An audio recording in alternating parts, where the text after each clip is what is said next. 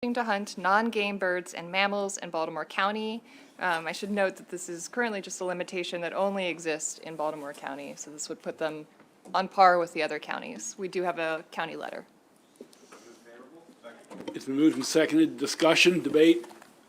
Seeing none, it'll be sent to the floor. Favorable, 9-0, 2 members absent.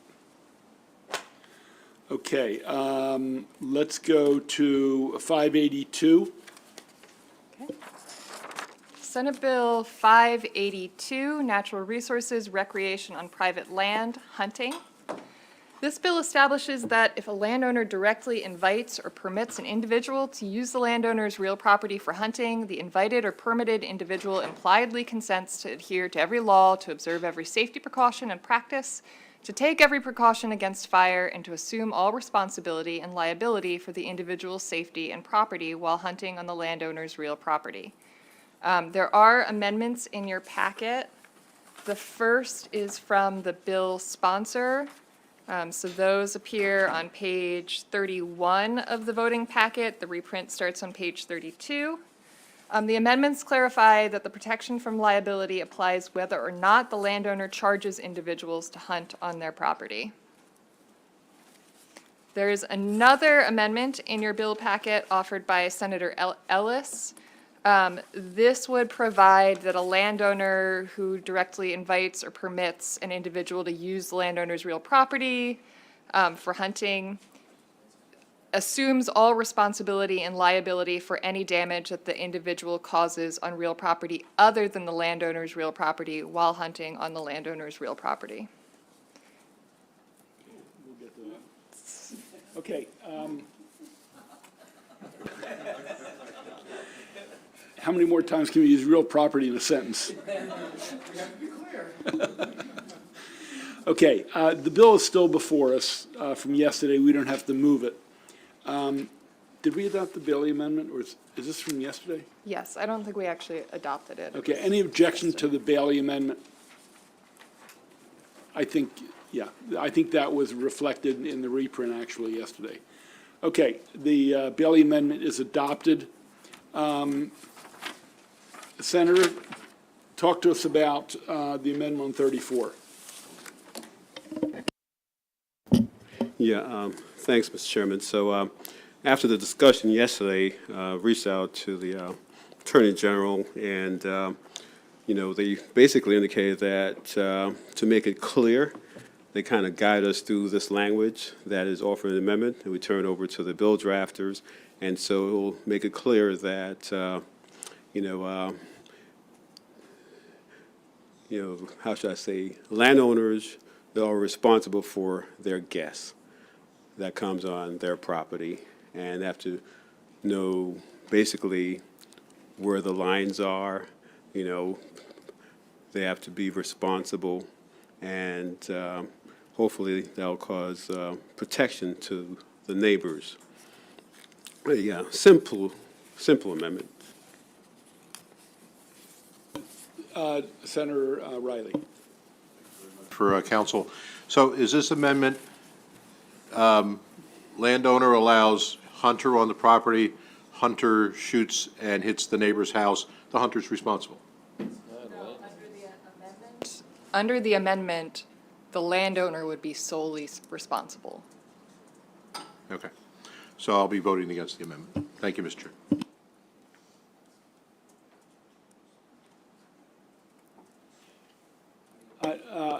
Let me ask a question, Senator and Council.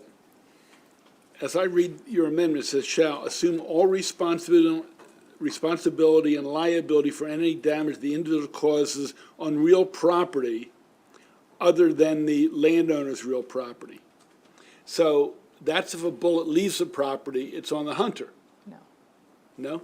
No, it says that it's on the landowner. So the landowner assumes all responsibility and liability for damage that the individual, that means the hunter, causes on the other person's property.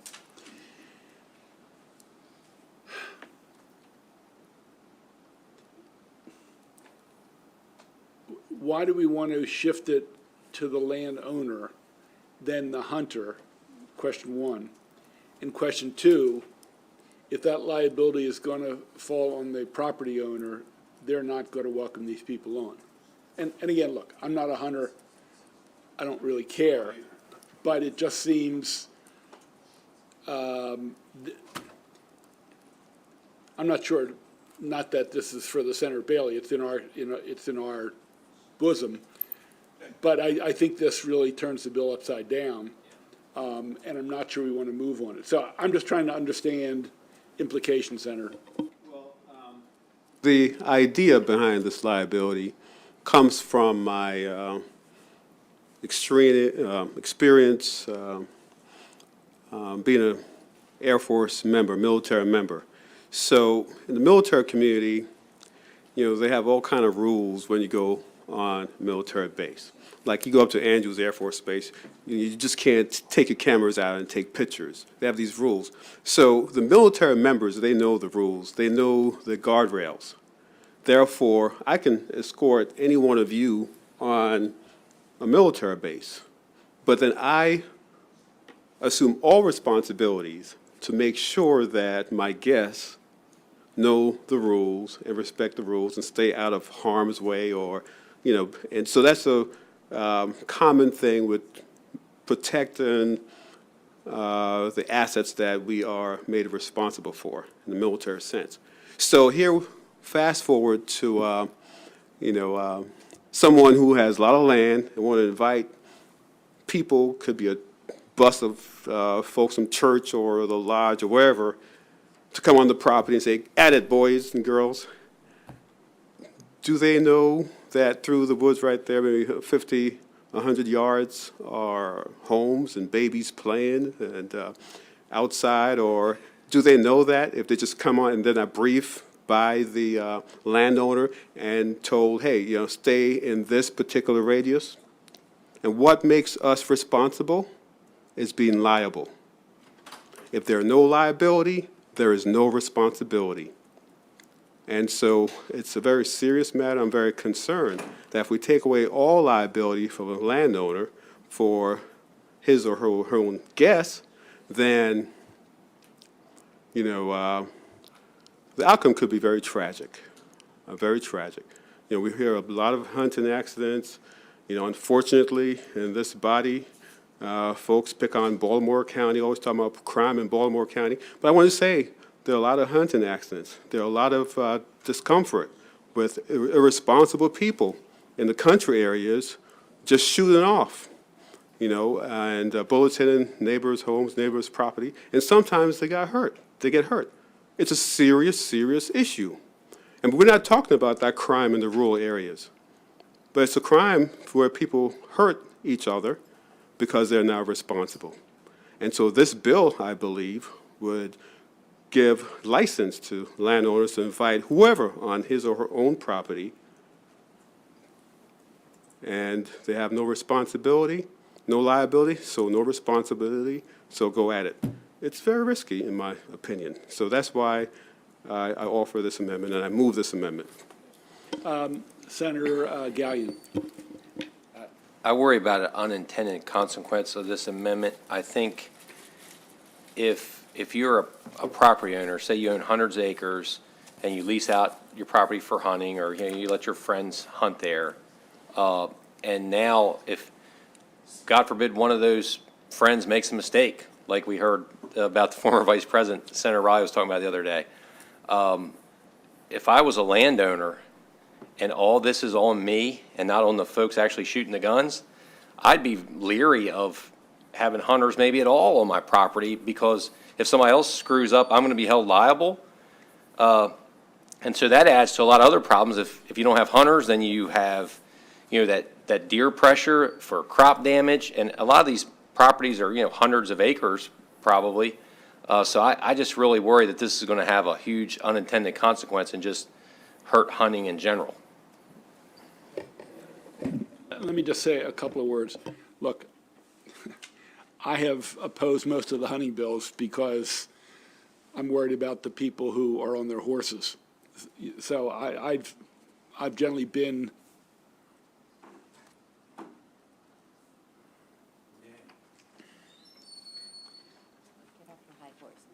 Yeah. Autumn, Senator, Autumn, please. is it, so, look, in terms of the threat to people nearby, that's always been on my mind. That's why I've been on the side of limiting hunting, Senator. My understanding of this bill is because of the court suit, this was meant to clarify that people coming on the property assume the liability. And in fact, the bill itself says they're to adhere to every law, observe every safety precaution and practice. Now, again, I'm not a hunter, but I know on the Eastern Shore particularly, and maybe in Southern Maryland, there are a lot of hunters who either let other people hunt or rent time on their property to hunt. I guess I'd be surprised knowing, well, sensing from these property owners that they're going to let any Tom, Dick, or Harry come onto their property because other damage can be done. I don't think they're going to welcome tour buses from wherever to do this.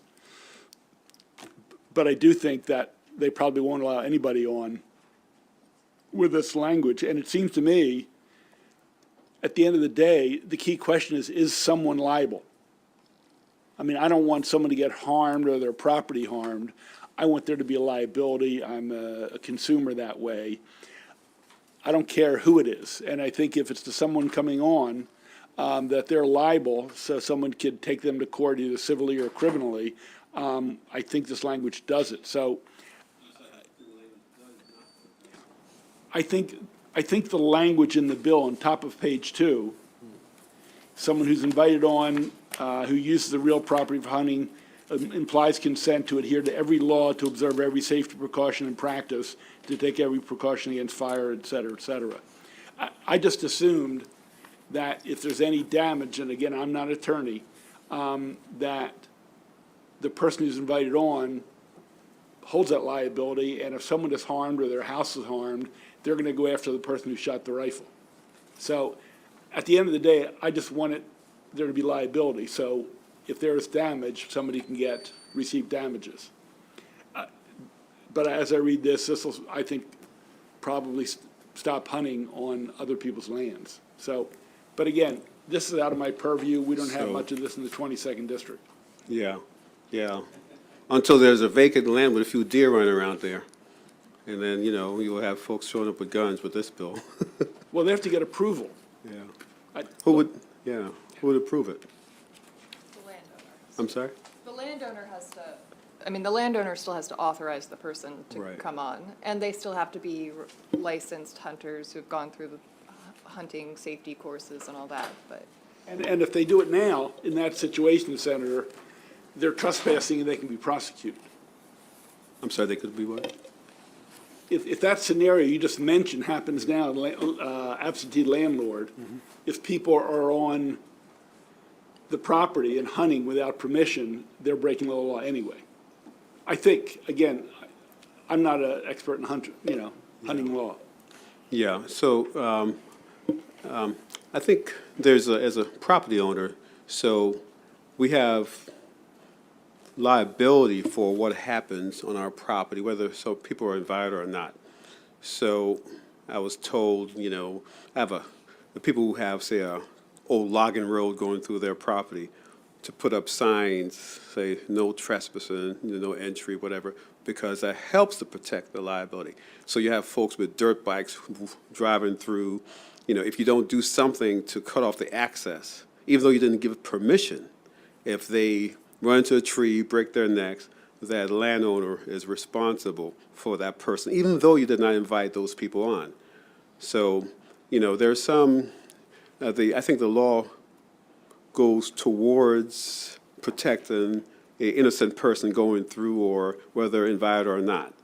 And there's a lot of liability on homeowners. That's like a dog. You have a dog loving dog, but a neighbor or someone passing by to do something to the sweet little puppy, and puppy bites that person, that homeowner is responsible for that dog bite. There's a lot of responsibility on homeowners, landowners, and I think this bill is taking away a lot of that responsibility. And, I don't really think that's too wise, but. move the amendment, and for purposes, I'm seconding it, so it can have it stay in the field or in the court or whatever. On the amendment, for any further discussion on the amendment? All those in favor of the amendment signify by raising your hand. Those opposed? Okay, amendment dies. As amended, and again, if you think it's a dangerous bill, I encourage people to vote no. You know, like I said, this is not, we are looking at 582 as amended with the sponsor's amendment. Okay? Roll call. Senator Kagan. Aye. Senator Kagan, yes. Senator Lamb. Senator Lamb, no. Senator Hester. Senator Hester, yes. Give me 1 second. Senator Ellis, I'm sorry, Senator Hester, yes. Senator Ellis? Senator Ellis, no. Senator Gallion? Yes. Senator Gallion, yes. Senator Carrozza? Yes. Senator Carrozza, yes. Senator Washington? No. Senator Washington, no. Senator Salmonair, I'm sorry, Senator Riley? Yes. Senator Riley, yes. Senator Salmonair? Yes. Senator Salmonair, yes. And Senator Pinsky? What a strange bedfellow. I'm going to vote yes. I don't think it does. 731. Okay, 731, 582 goes to the floor as amended. Let's knock out 932. We're getting, folks in the audience, we're getting to the bills that you're here for. 932. Senate Bill 932, Maryland Interstate Emergency Management Assistance Compact, City of Bowie. This bill includes the City of Bowie as a participating city in the Maryland Interstate Emergency Management Assistance Compact. Yeah. Is there a motion on the bill? Move favorable. Yeah, second. This is allowing Bowie, City of Bowie to be in this compact for safety and protection. I'll move a second. Discussion?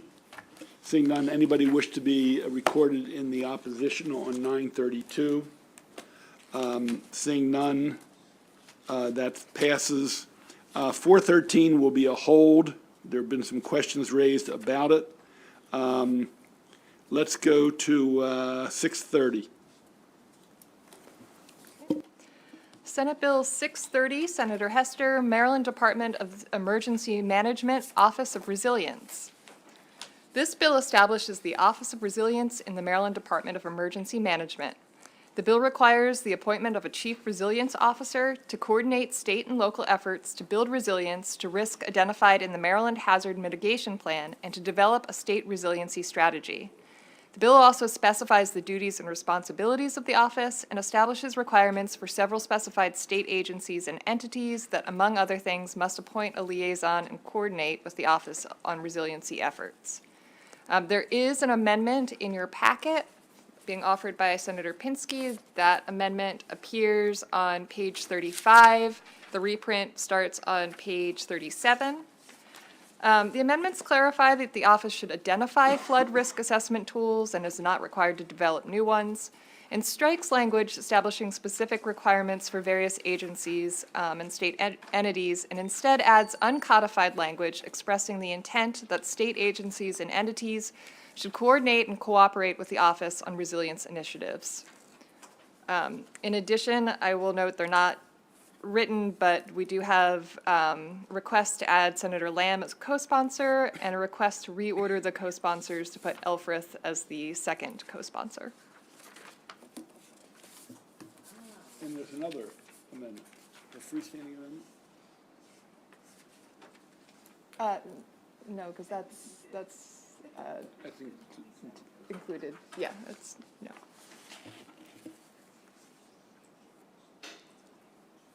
okay, hold on.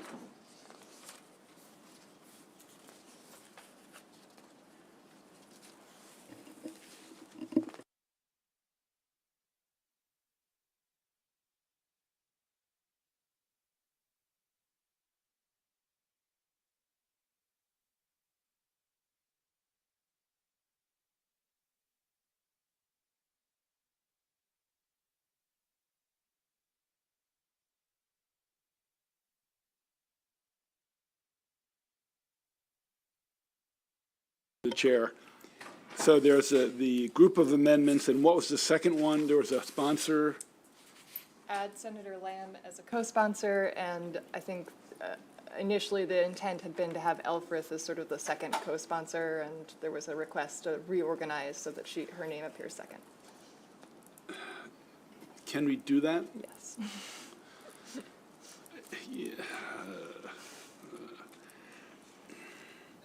I really don't want to get in the practice of this. Okay, let's take the First Amendment first. That doesn't make me super happy. I don't want to deal with that. Okay, the amendment are what are called the Pinsky Amendments. They came in conversation with multiple stakeholders. Is there a motion on the amendments? Moved and second on the amendments. Discussion on the amendments. Senator Hester. I would just like to thank the chair for his time in improving this bill. I really appreciate it. Obviously, I'm supportive of the bill, supportive of the amendments, and so I just want to say thank you. Senator? In looking at the fiscal note, it's going to be $1 million budget, and has that been run by B&T?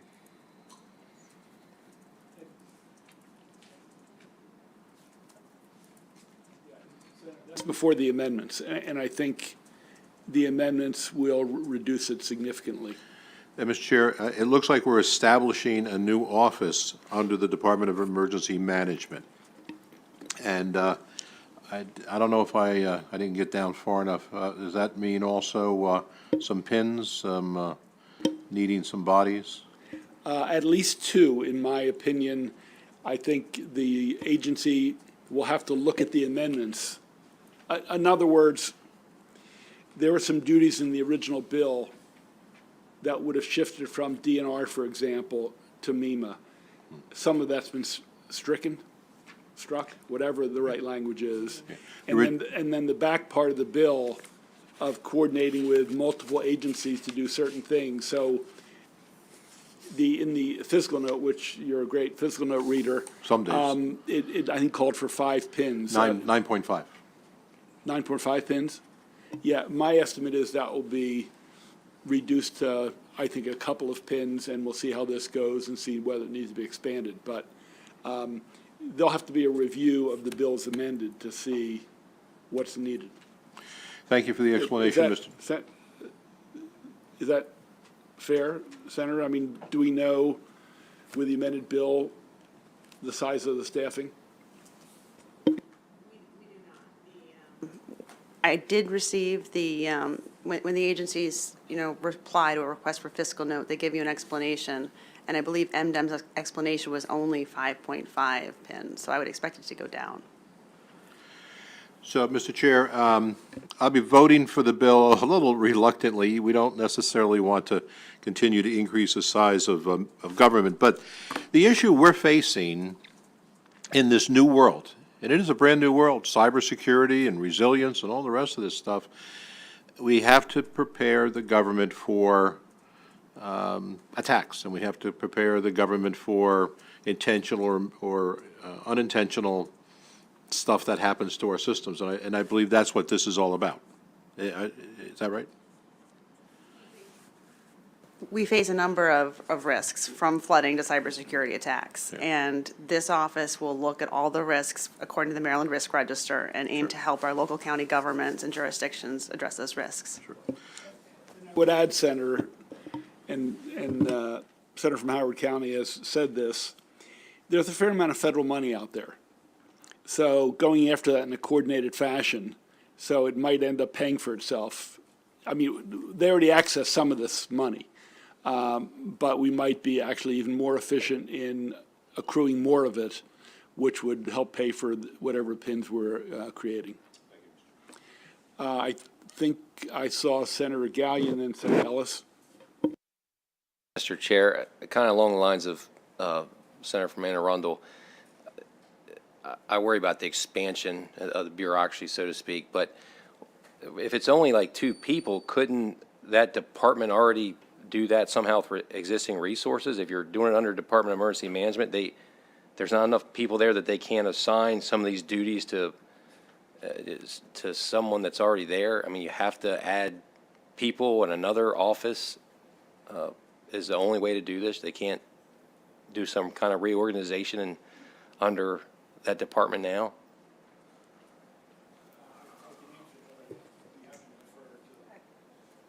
Senator, I think part of the purpose of this bill, and I don't want to call it making a statement, but that we need a very clear-eyed view of resiliency, that besides mitigation, we obviously passed the climate solutions bill the other day, responding to the crisis, whether it's along our coasts, whether it's in Ellicott City or whatever, and having a person with a title, with some support staff, whether it's administrative assistant or another person, who is the resilience officer, it might carry more gravitas when they try to get Department of Natural Resources, Department of the Environment, Department of possibly Agriculture in the same room to talk about how are we responding to resiliency.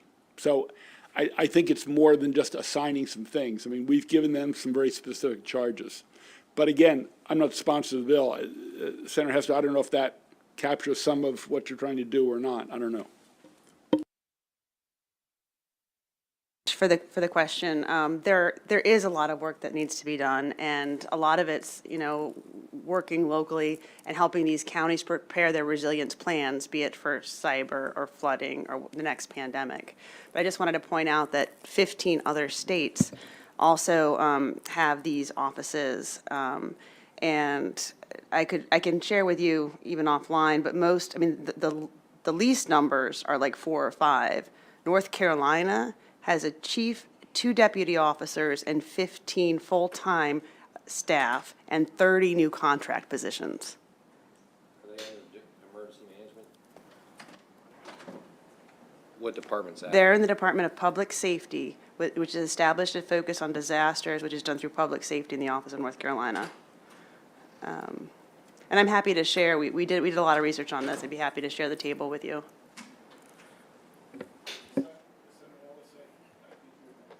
Great. Yeah, thank you, Mr. Chairman. So I thought this bill was really great as written. So I'm curious with the amendments, if the amendments really gutted the bill, and if it's going to make it so much, we spend so little on this department, this essential function. So, I mean, did I miss the reading of the amendments? Are we going to do that? No, that's, thank you. Herding cats can be tough. We have natural resources that has a part of resiliency. They've been working on it for years. Department of the Environment works on part of resiliency. As I've mentioned, we talked about saltwater intrusion. It's affecting the Department of Agriculture. There's no one body that has full authority. And I can tell you, in my opinion, none want to give up any of their authority, which should not come as a shock. So I think our first steps here is to start to coordinate it. And so where some of the language says they must do certain things, I change it to coordinate or facilitate whatever, because I don't want to get in that power battle, to be honest with you. I'm sorry, you don't want to do what? Get into the power battle between agencies. And I'll also say this, part of this is going to depend on the administration. If the whatever administration takes over, if they think it's important, they're going to boost it. If it's an administration that doesn't give a darn about it, it probably is not going to matter what the structure is. I mean, and that's me speaking, it's not the sponsor speaking, it's me speaking. So in the latter part of the bill talks about assigning certain tasks to the agencies, and I think that's premature. I think there are a few steps we have to start with. But if we can get to a point where things are really coordinated and facilitated, we used to have under the former governor something called BASTAT, and it had like 3 or 4 of the departments and they met regularly and kept statistics.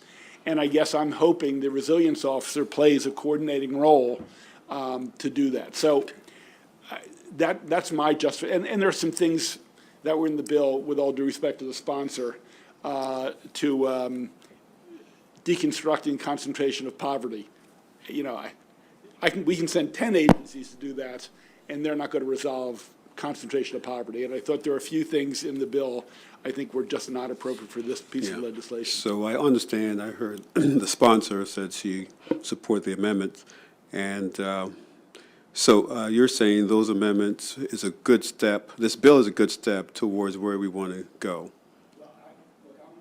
The sponsor, I mean, it's, you know, I'm going to vote for it. I proffered the amendments that I think would improve it. It's my understanding she supported the amendment, so I don't, you know. No guarantees? Well, yeah, I try not to give too many guarantees. Okay. Look, it's in our hands, and we have to make a judgment. Does it go Yeah. too far, not far enough? And that's all, we're making those policy decisions all the time. Yeah, okay, thanks. Vice Chair. Process question and then a statement. First off, is the bill before us and the amendment before us? I'm not sure whether we have officially moved and seconded, if that matters. Well, I know we voted on the amendment. If I forgot to move the bill itself. I think we, all right. I assume the sponsor of the bill moves the bill, and then we're, okay, all right, we're good. Okay, Okay. so I just want to say that, that something I have said too many times in my life, sometimes perfect is the enemy of the good, and this may not be everything that everyone might ideally want, but I think I want to commend the chair and the sponsor of the bill, because I think it shows we're serious. It shows that we're taking action, and we also have fiscal constraints, and we have political constraints, and the reality of a big government that needs to figure out how to be mindful of and take action on the large and growing threat of cybersecurity. So I like this bill as amended, and I hope we move forward with it. Thank you. Roll call.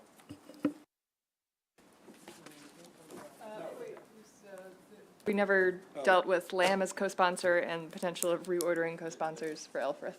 Yeah, any objection to the Lamb being added? Yeah. No. Does anybody want to offer the other amendment of reordering? Look, I like my colleague in B&T, but I think this sets not a great precedent. Senator? I think it was a mistake made by my office, because when we sent in the sheet, we forgot to put her as number 2, and so it's not actually her requesting the amendment, it's my office, so. The will of the committee, really. It's whatever. So if you want to move it, Senator, I'd move the amendment. is there a second? Sure. Okay. Any objection? Let's not do this again, please. Understood. It'll be what, no, that's not meant to you. It's meant to other people watching and listening. Okay, it's reordered. We're going to catch hell on the floor from that one. Okay, the bill as amended.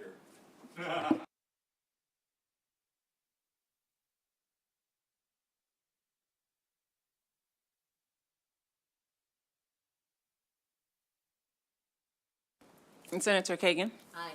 Senator Kagan, yes. Senator Lamb? Yes. Senator Lamb, yes. Senator Hester? Aye. Senator Hester, yes. Senator Ellis? Yes. Senator Ellis, yes. Senator Gallion? No. Senator Gallion, no. Senator Carozza? Yes. Senator Carozza, yes. Senator Washington? Yes. Senator Washington, yes. Senator Riley? Yes. Senator Riley, yes. Senator Simonaire? Yes. Senator Simonaire, yes. And Senator Pinsky? Yes. And Senator Pinsky, yes. 9-1. Who's that? The vote is 9 in favor, 1 against, 1 absent. The bill passed, and we'll go to the floor with that vote. Oh, I'm sorry. Who was the second? I thought it was just Gallion. No, Carozza voted yes. Just Gallion.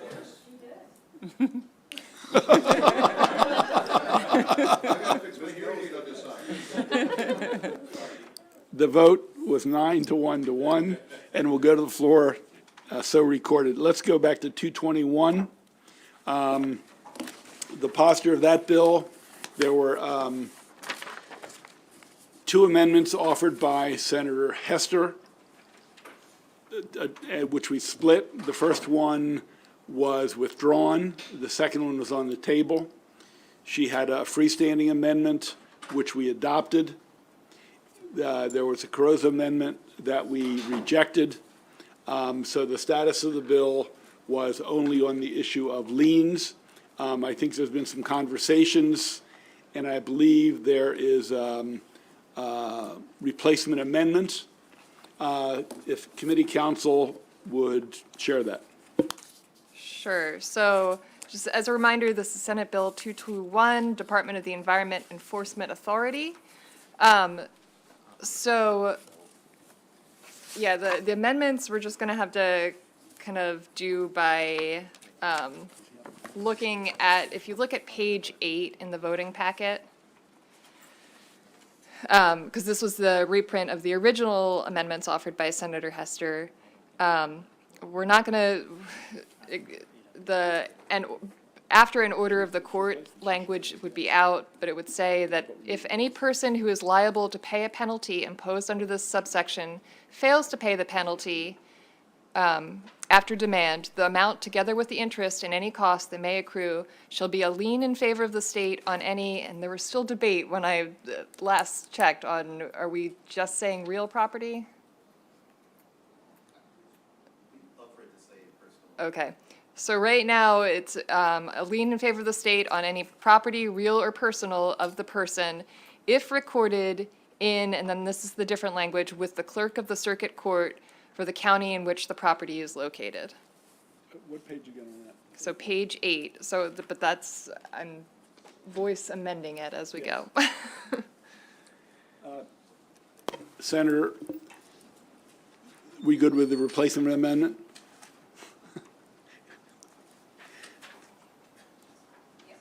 I believe it's better than the previous amendment.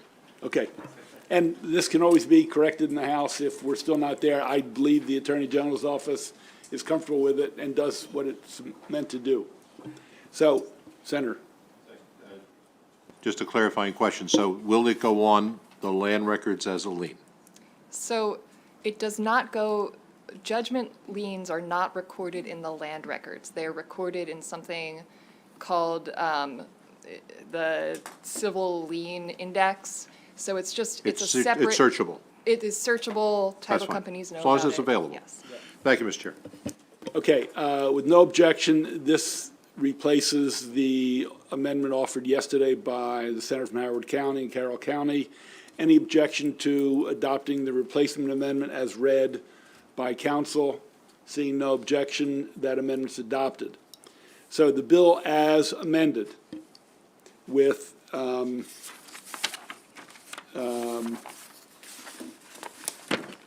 of the amendments that I described. Look, this is to give more authority and enforcement to the Attorney General and to allow administrative pursuits, not just restricting to civil, particularly because there's not been a lot of enforcement. So the bill as amended, roll call. Sure, I'm sorry. So just so I understand, so normally this would be under MDE, and this gives the authority for the AG to, no? So it's actually kind of the other way around. Right now, in many sections of law, the department has the ability to choose whether they want to pursue something called a civil enforcement, where they actually have their AG bring a case in court to collect penalties and fines. Or they can pursue an administrative process where it's more like a ticket, sort of written by the agency. The fine is imposed by the agency. That is an administrative process. It can be, you can request a hearing, you can go before an administrative law judge. It's handled by the Office of Administrative Hearings, rather than a circuit court. So this would give them, they already have that option for many sections of the code, water violations, air violations, things of that nature. This would expand that to include drinking water violations and a couple of other sections. So it's taking that same language that they have for other things and reproducing it here. And so just to the question of it, Bring your mic on. just to the reason of the bill, the department's not taking them to court, and so they need a different alternative way to do this? No, I think the point, and somebody's here from the AG's office, they can do it in other areas like air. They can pursue administrative, which are more efficient, will take less time, but they don't have that authority when it comes to water. And so we've had, is that? Drinking water. Drinking water. Yeah, they have it for other water sections. There have been problems in terms of drinking water, and we've seen a lot of problems. There's been a back and forth with the Attorney General, MDE, over the last 4 months of cases and complaints. And if you just limit it to going to court, litigation, they have to decide if they have all the evidence, how long it's going to take, and this wants to give them the administrative authority to do it like they do in many other areas of the code. So let me just follow up. You said it, if they want to go to court, if they have all the evidence. So if they go administratively, they don't need all the No, evidence? I meant all the work that goes into going to court and the time it takes. Even now, and I don't know if anybody's many agencies are here, they will choose whether to do administrative or civil. I think is it civil, it's not criminal. Yeah. I mean, they have criminal as an option too, but it's kind of rises It's to just a another higher level. pathway, and it's used a lot in some cases. Unfortunately, in some areas, it's not even used at all because of enforcement issues. This gives another pathway, which is quicker, more efficient. They still have to provide evidence. They go in front of what's it called? Administrative judge. Administrative judge. And they have to prove evidence. So is the, And sometimes there are settlements, clearly. If someone is out of compliance and has been put whatever, bad drinking water, action can be taken against them. is there any difference in the due process that you'll get going through Do you know? court versus going through the administrative process? AG's office is going to respond. First of all, introduce yourself. Yes, for the record, Hannibal Kemmer with the Office of Attorney General. I think they get due process before administrative law judges as well. It is streamlined. We actually have, MDEs had issues with people, let's say somebody near Annapolis, where they have a pier that's 4 feet too long. And instead of being able to address that administratively, in other words, they don't comply with the regs or whatever, they have to go to civil court. And then if you've ever been in civil court, circuit court judges don't want that type of litigation, but that's their only avenue other than a potential criminal. So this really just streamlines it. It doesn't take away due process. You can still ultimately challenge the Office of Administrative Hearings decisions in court if you're a litigant that's, adverse to the department.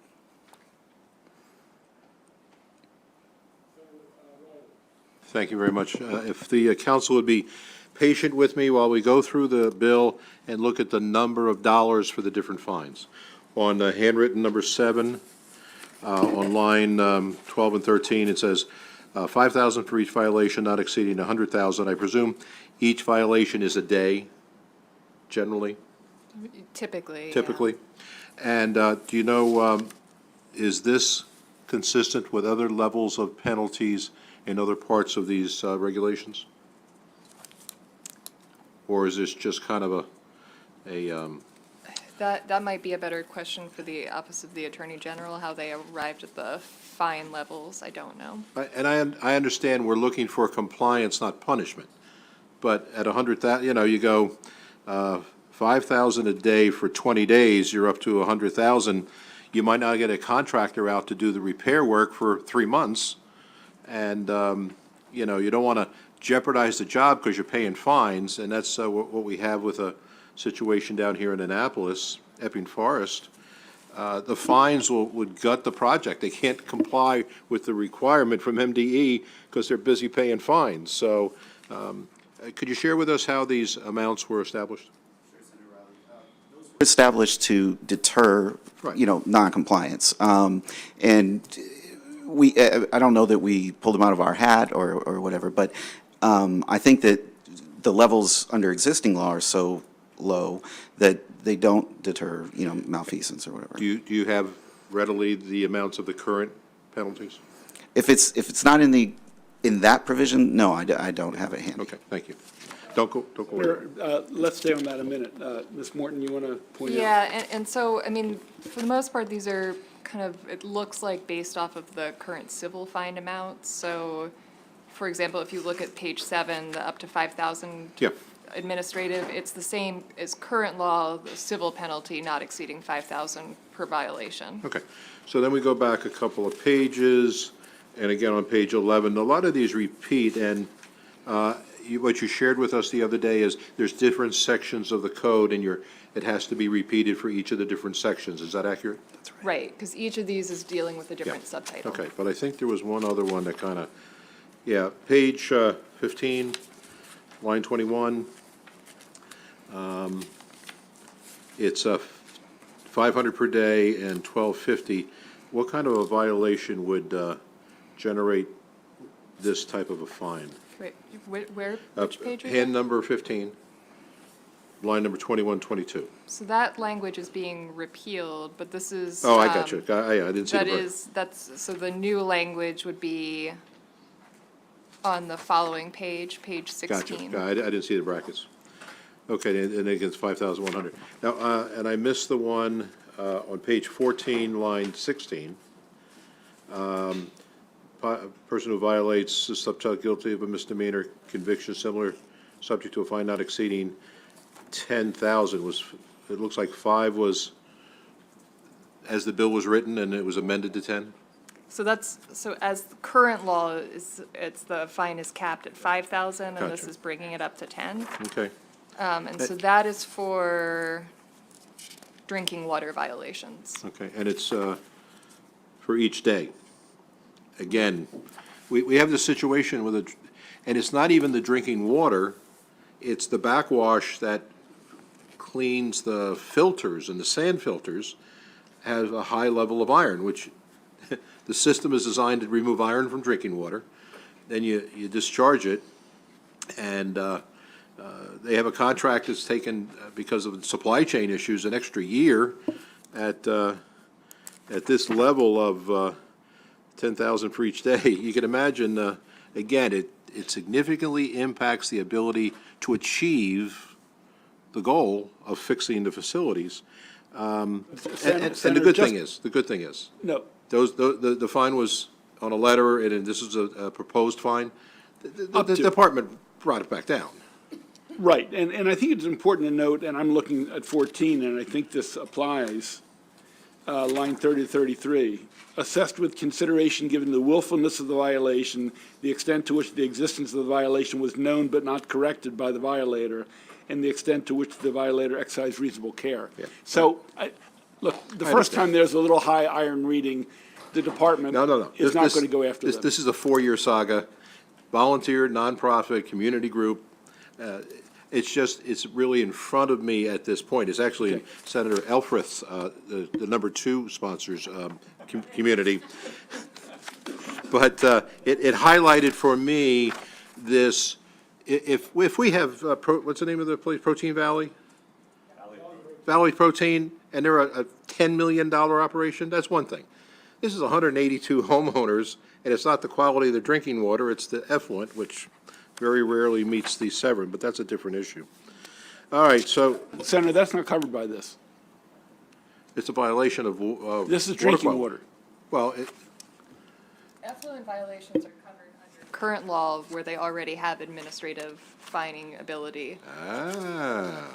okay. Thank you, but still, fines. Again, page 25, line 20, civil penalty not exceeding 10,000. Any comment on that, counsel? 25, page, handwritten 25, line 20.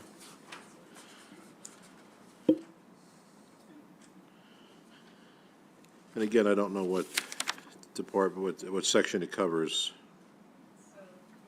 Is in Wastewater? wastewater and waste systems. Yeah, okay. Again, just highlighting, I understand, you need to get somebody's attention. these numbers will get somebody's attention. It gives me pause. Thank you, Mr. Chairman. Okay, the bill as, with the multiple amendments, seeing no lights on, roll call. Senator Kagan? Aye. Senator Kagan, yes. Senator Lamb? Senator Lamb, yes. Senator Hester? Senator Hester, yes. Senator Ellis? Senator Ellis, yes. Senator Gallion? Senator Gallion, no. Senator Carozza? Senator Carozza, no. Senator Washington? Senator Washington, yes. Senator Riley? Senator Riley, no. Senator Patterson?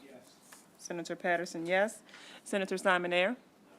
Senator Simonaire, no. And Senator Pinsky? Senator Pinsky, yes. 7-4. Senate Bill 221 will go to the floor with a 7-4 vote on a favorable. Let's go to student athletics, 638. Do you want to do your concurrence first? You're welcome. We have a concurrence on the House bill. Ms. Goodman. Yeah, so I bring you your very first concurrence this session, one of many, I'm sure. Senate Bill 158, Election Law, Uniform Statewide Voting Systems, Cost Sharing. As a reminder, this in general codifies an uncodified provision of Chapter 564 of 2001 by requiring within the election law article of the Annotated Code of Maryland that each county pay for its share of 50% of the state's cost of acquiring and operating the uniform statewide voting systems for voting in polling places and for absentee voting. The House amendments make some technical changes, include intent language that the change to the law is non-substantive. It's a non-substantive change to the cost-sharing requirements.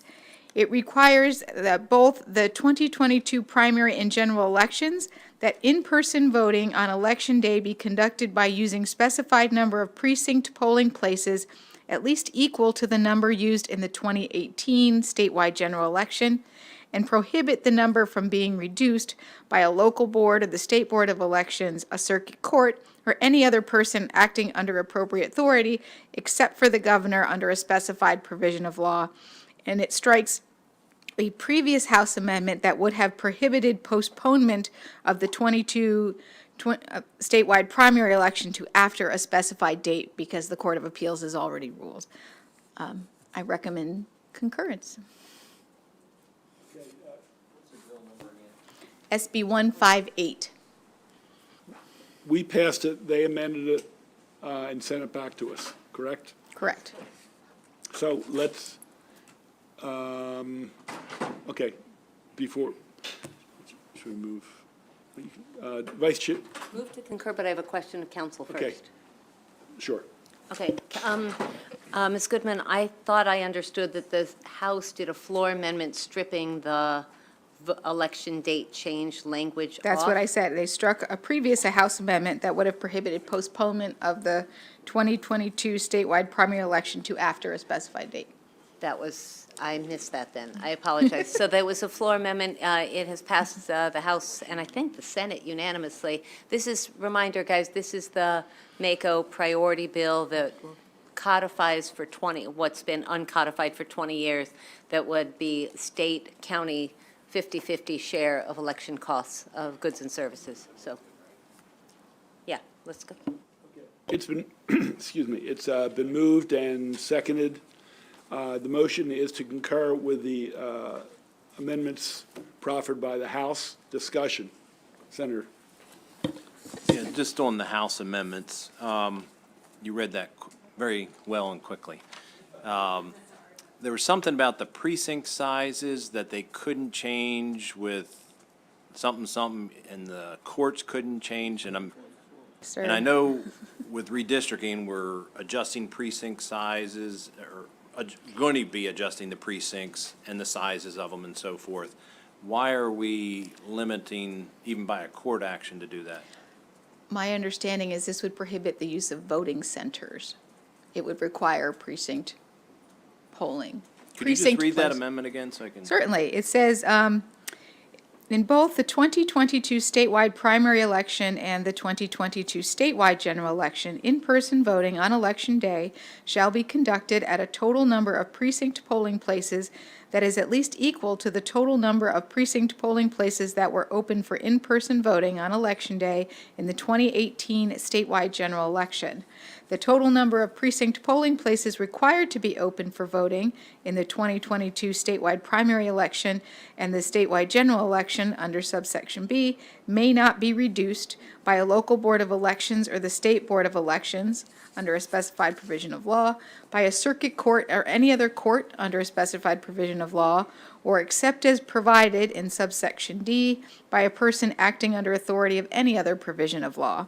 This section does not limit the authority of the governor to specify alternate voting locations under a specified provision of law during a declared state of emergency. I've just never heard a law like that before, where we say the courts can't get involved and anybody can get involved in it, except, I guess, the governor under certain circumstances. So again, what is the intent? What are they trying to accomplish by doing this? To prohibit the use of voting centers. So large centers, you're saying? Correct. And- For Election Day, Correct. not early voting? Correct. Is that I'm just curious, is that a problem we've been having? I've never heard. No, it's a concern. There has been discussion of moving away from precincts and having large voting centers, which would make it hard to reach voting if you chose not to do mail-in ballot or early voting. So it's Okay. just to make sure That's fine. we keep to current practice. Is there any other thing that this could affect, basically, in this redistricting process? I know precincts are going to change and things like that. I understand the intent, but are we setting it up that if we need to change something, this law is going to prevent it? The only thing I could think of is that in the 2018 election, if a local board had reorganized its precincts and it determined that there was a lesser number than in the 2018, this would in fact prohibit them from having a lesser number.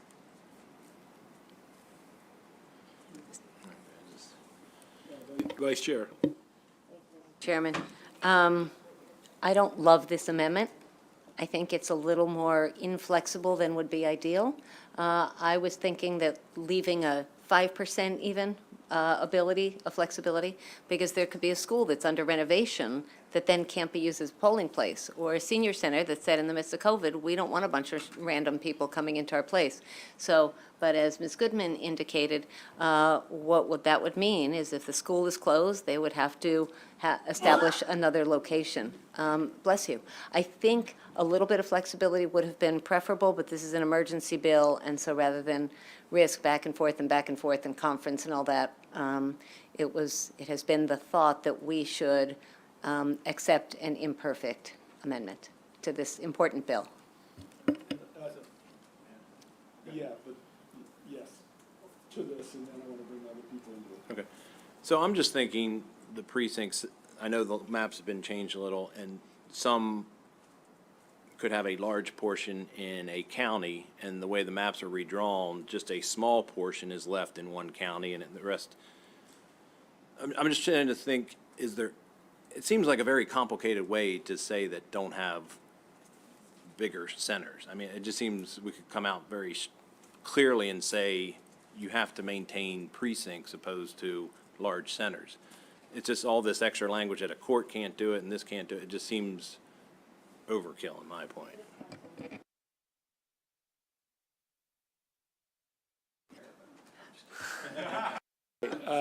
So the conversation can begin again when it comes to the presidential election year in '24 and moving in the future. The thought was, let's not upset the apple cart. Let's kind of keep with what we know and move forward for this year only. Senator Ellis, followed by Senator Carrozza. Yeah, thank you, Mr. Chairman. So, Ms. Goodman, could you read the part again that talks about what the courts can do, what Senator Simon there is referring to? It says the total number of precinct polling places required to be open for voting in the 2022 statewide primary election and the 2022 statewide general election under subsection B of this section may not be reduced by a local board of elections or the state board of elections, by a circuit court or any other court, or except as provided by a person acting under authority of any other provision of law. Okay, so thank you for that. So constitutionally, can we limit what the court can or cannot do? Yes, in this case, because it's a court-granted authority for them to review certain information, so yes. I'm sorry, the court is granted authority? Right, under Section 8103B, the citation here in the law, that the circuit court has authority to review certain decisions that are brought to it. And in this case, we're basically saying that you can't review this decision under that provision of law. Okay, so couldn't the court just rule instead of the law, they rule on the constitutionality of an issue? And this, I think the court generally maintains authority to review the constitutionality of any law that comes out of the General Assembly. okay, great. They've never gotten involved in setting up voting places, I mean, historically. That's not to say they couldn't or wouldn't, Yeah. but I'm saying historically, they've never dirtied their hands with that. Yeah, I think we're in a new era right now, because just in the last month, the court has jumped in and moved willy-nilly, filing deadline, other deadlines, haphazardly, irresponsibly. It's like they need to decide what they need to do and do it instead of just messing with the citizens of Maryland with moving deadlines and just multiple deadlines for things. And so they feel, based on what they're doing now, they can do anything they want to do. And so with regard to, any kind of, how should I say, stability that's needed by the population to really decide vacations, because people plan vacations in the summer season, and a lot of responsible citizens, they want to vote. They do not want to be on vacation while important elections are happening.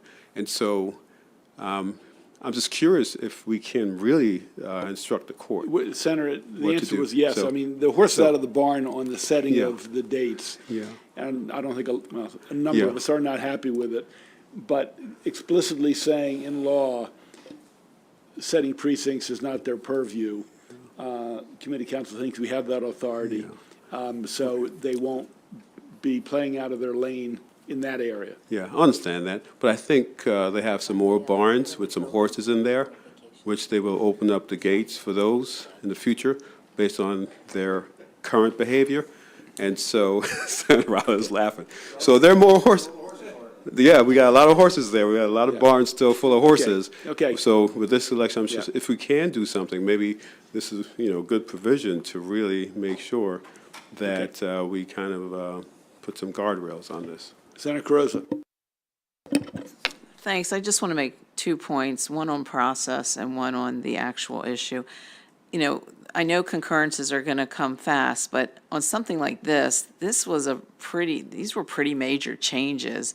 And, I think number one, would have been helpful to have what the council was reading to us. I actually do better when I have something in front of me instead of being read at, to try to understand it. And until another colleague started asking questions, I couldn't really formulate this. So I don't know if there's a process where if there's significant changes on a concurrence that we can at least look at it.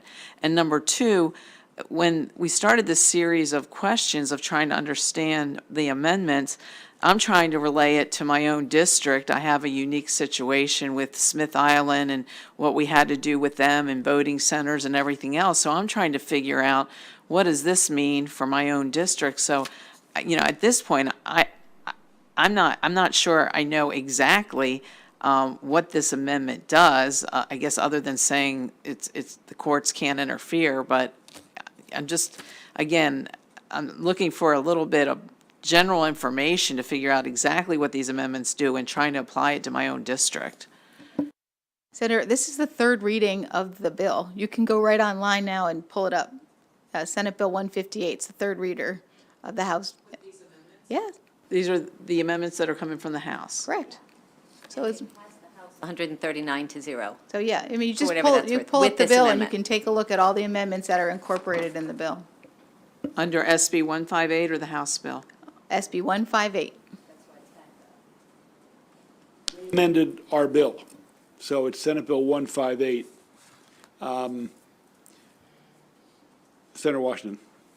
I was just supporting the concurrence.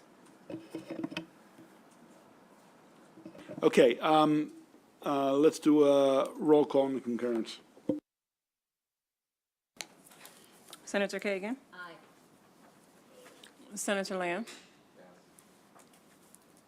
Senator Hester? Senator Ellis? Senator Gallion? Senator Carozza?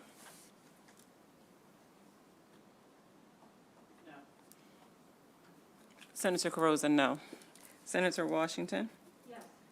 Senator Washington, yes. Senator Riley? Senator Riley, yes. Senator Patterson? Senator, bless you, Senator Patterson, yes. Senator Simonaire? Senator Simonaire, no. And Senator Pinsky? Yes. Senator Pinsky, yes. 9-2.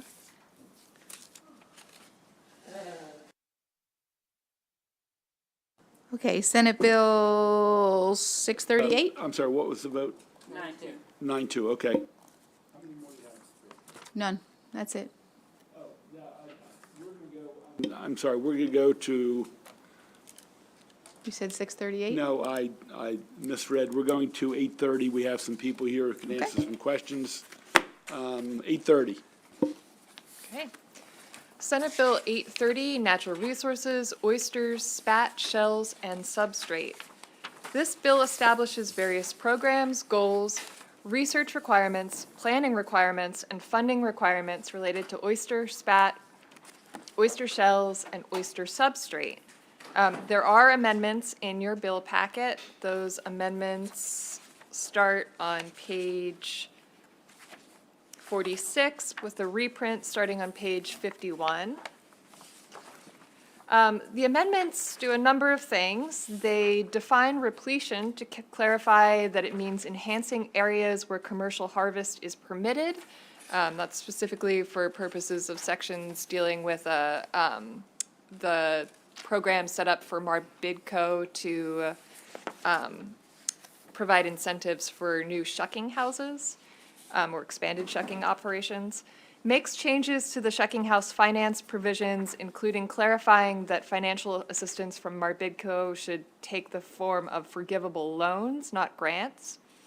Alters and clarifies the Oyster Shell Recycling Grant Program, including establishing a flat rate of $5 per bushel up to a maximum of $2,000 per year. Alters oyster survey provisions, including striking language requiring the survey to avoid important fish spawning areas. Alters the study required under the bill to be an evaluation and makes other changes to that evaluation. And finally, strikes the appropriation for the Horn Point Laboratory and adds a $2 million annual appropriation to the Department of Natural Resources for spat planting in sanctuaries and the public's fishery, with $1 million going to each of those different sort of pots. And that is in accordance with the recommendations of the Oyster Advisory Committee.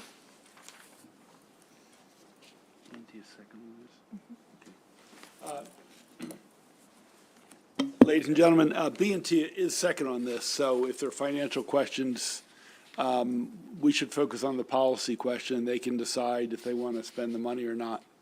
So, is there a motion? It's been moved, it's been seconded. It has been amended. I think some of the feedback that took place during the hearing was responded to in the amendments. Debate on, I'm sorry, we moved the bill. We need to move the amendments. The same Motion and second. The amendments are before us. Let's start with Senator Cardoza, followed by Senator Riley. Thank you, Mr. Chair, and maybe committee counsel can help with this. I went back and I looked at the original testimony by the bill sponsor, because it's a fairly ambitious bill in the major sections. And I know since the bill hearing back on March 1st, that there have been significant negotiations that now have included the commercial watermen.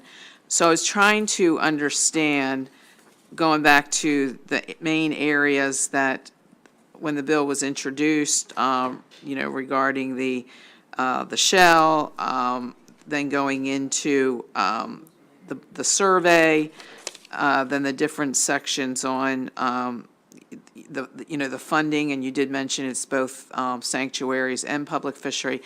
Can you just briefly recap? It sounds like we started here and we narrowed in, and I'm obviously trying to identify the parts that specifically would benefit the commercial watermen.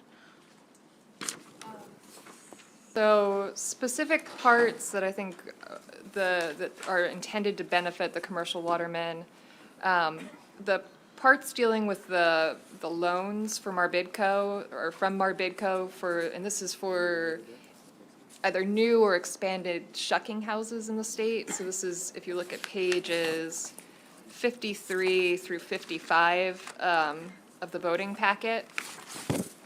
So part of what the way that shucking houses can sort of get forgiveness on the loans this is on page 54. If they sell back oyster shells to the department, or if they actually directly do bushels of spat-on shell that the person plants on a public fishery bottom as verified by the Department of Natural Resources. So that would be one option for these loans. The other part that I think, obviously the part that you just identified in the amendments that directly kind of provides that $1 million per year to be used for actions in the public fishery. And then,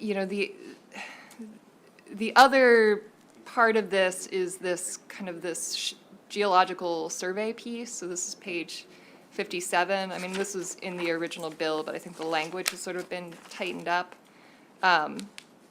But to do sort of a new survey of the bottom to sort of look at where there's likely to be shallowly buried shell deposits from previous repletion activities that's identified in consultation with the County Oyster That's new, Committees and okay. commercial oyster harvesters. That's important, thank you. Okay, if there are more detailed questions, we have some people who were involved in some of the negotiations, Chesapeake Commission, Bay Commission, but only if needed, they're here to answer questions. Senator Riley. Thank you very much. Counsel, give me the definition of Eastern Bay and its tributaries. I'm not familiar with that term. I think they actually have coordinates somewhere else in law, but Is it halfway across the bay and then east? no, it's a specific, so if you, asking Wikipedia right now, it's a tributary of the Chesapeake Bay located between Queen Anne's County, Maryland, and Talbot County. Its main tributaries include the Miles River, the Wye River. It is located south of the Chester River and north of the Choptank River and is connected to the Chester via Kent Narrows. But this was specifically an area that was identified as a priority by the Oyster Advisory Commission. Okay, thank you very much. And then there's a whole lot of money. Now, the fiscal note doesn't reflect it. But on page 51, line 26, it talks about the governor shall include an annual budget $2 million to the department for, I guess, 24, 25, and 26. So that's $6 million. Handwritten 57, page 57. That, it's not reflected in the fiscal summary, I didn't, For the surveys, it's not reflected, I mean, I would think it well, was. I was just looking at the page 1 of the fiscal summary.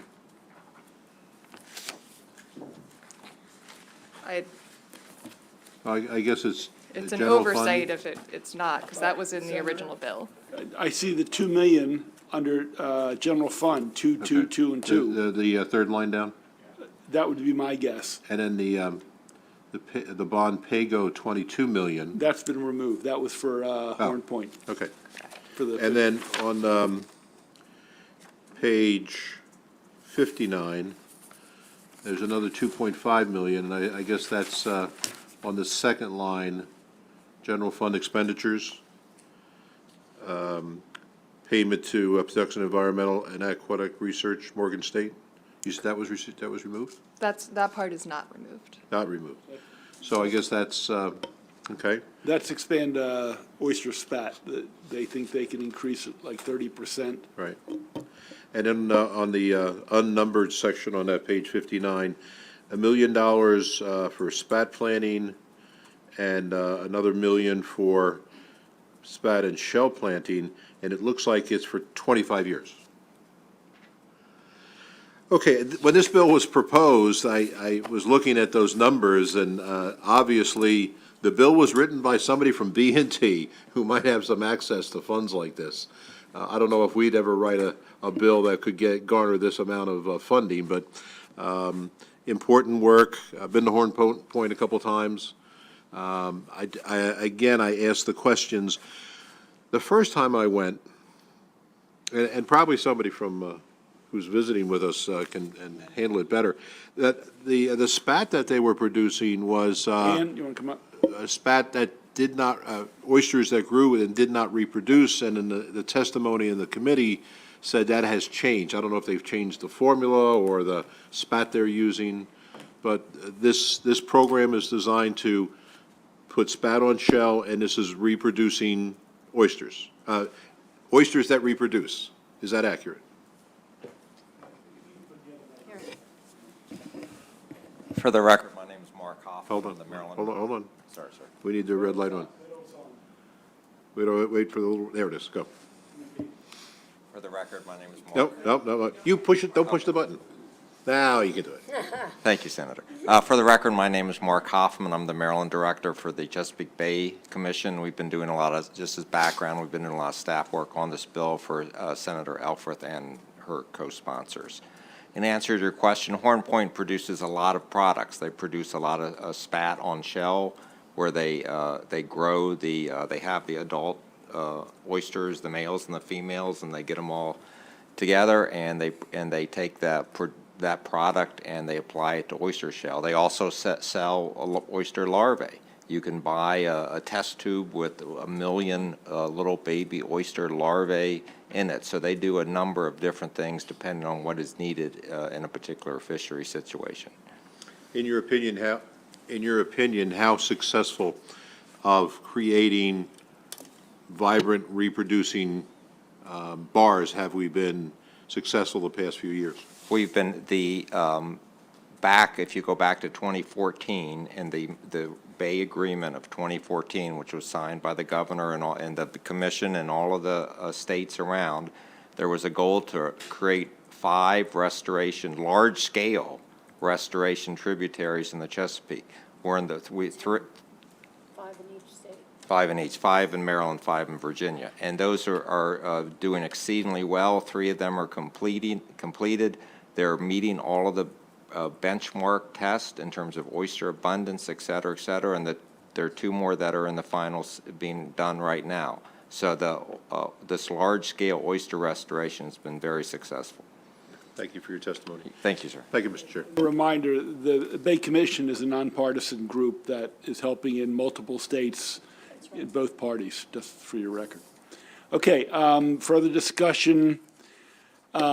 Any debate on the amendments? Any objection to adopting the amendments? Seeing none, we adopt the amendments. The bill before us is 830 as amended. Further discussion?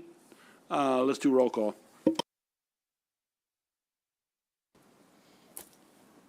Senator Kagan, Aye. Is that the right answer? Senator Kagan, yes. Senator Lamb? Senator Lamb, yes. Senator Hester? Senator Hester, yes. Senator Ellis? Senator Ellis, yes. Senator Gallion? Senator Gallion, yes. Senator Carozza? Senator Carozza, yes. Senator Washington? Senator Washington, yes. Senator Riley? Senator Riley, yes. Senator Patterson? Senator Patterson, yes. Senator Simonaire?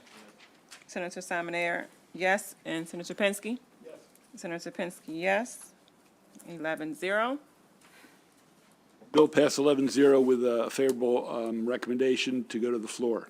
Oh, I'm sorry, moving upstairs to Budget and Tax, who are second on it. Thank you both. Thank you. Okay, let's go to 744, then we'll go to 638, and our work will be done. Senate Bill 744, Housing and Community Development, Affordable Housing, Listing and Disposal of Excess Real Property. This bill requires the Department of Housing and Community Development to consult with units of state government within the executive agency to determine whether any state-owned property is suitable for use as affordable housing. This will be determined through a list sent to DHCD by the Department of Planning, who currently maintains lists of excess properties. The bill defines affordable housing and establishes qualifications for properties designated as affordable. DHCD is required to compile an annual list and make the list publicly available of suitable properties. Each unit of government is required to consult with DHCD and the Department of Planning to develop a proposal for how to dispose of this property, and that will be done through donation or through selling to a developer for use as affordable housing. If the aforementioned options are not successful, the entity is authorized to dispose it through an auction. Profits that are generated through the sale of the state-owned property is distributed through the Rental Housing Fund within the Department of Housing and Community Development. And each year, Department of Housing and Community Development is required to submit a yearly report to the General Assembly on the number of proposals received, the dispositions, and proceeds acquired. In your packet, there is a sponsor amendment, and circulated beside you is an amendment from Senator Hester. The sponsor amendment should be towards the end of the packet, but I will find an actual number. Page 45, thank you. So the sponsor amendments change the definition of affordable by removing the 30% threshold under the original bill. 30% of the income, or the income received could not exceed 30% of yearly income. Rental income could not exceed 30% of yearly salary. So it removes that by expanding the definition of affordable. It allows excess property to either be donated or sold to a nonprofit organization. And it modifies a list that has to go through the Department of Housing and Community Development to only include those excess properties that have not been disposed of, so more of a clarifying amendment. And Senator Hester's amendments beside you do several things. It removes the ability for the property to be disposed of through auction, so it dispenses with that. It grants authority for the property to be leased also as an option, and the lease will be used for affordable housing as well. The list that Department of Housing and Community Development compiles is not permitted to be publicly available. And